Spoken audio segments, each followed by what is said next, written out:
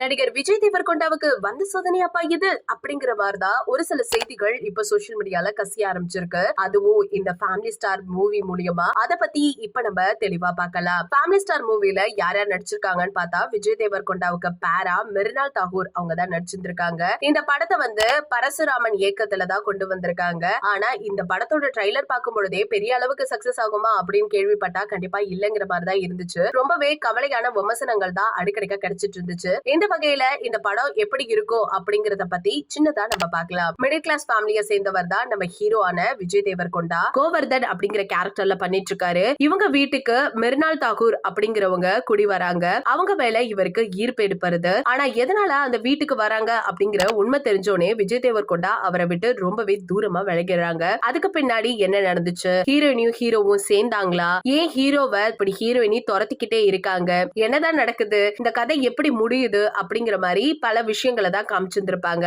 அது மட்டும் இல்லாம வழக்கமா ஒரு கதை அப்படின்னா முதல் பாதி ஓரளவு டல்லா தான் போகும். அது எல்லாருக்கும் நல்லா தெரிஞ்ச விஷயம் தான். ஆனா அடுத்த பார்ட் கண்டிப்பா விறுவிறுப்பா போகும். அடுத்து என்ன பண்ண போறாங்க அப்படிங்கிற கியூரியாசிட்டி இருக்கும். ஆனா இந்த படத்தை பொறுத்த வரைக்கும் ரொம்பவே மொக்கையா இருக்கு. எங்க ஓட போகுது அப்படிங்கிற மாதிரி தான் ரசிகர்கள் ஒரு பக்கம் பேசிட்டு இருக்காங்க. இயக்குனருக்கு பல லாஸ் அப்படிங்கிற மாதிரி தான் ஒரு பக்கமும் சொல்லிட்டு இருக்காங்க. படத்துல 2 சாங் இருக்கு. ரெண்டுமே நல்லா தான் இருக்கு. மத்தபடி சொல்லணும்னா இந்த காமெடி, ஆக்ஷன், சென்டிமெண்ட் இதெல்லாம் பாக்குறதுக்கு சுமாரா தான் இருக்கு.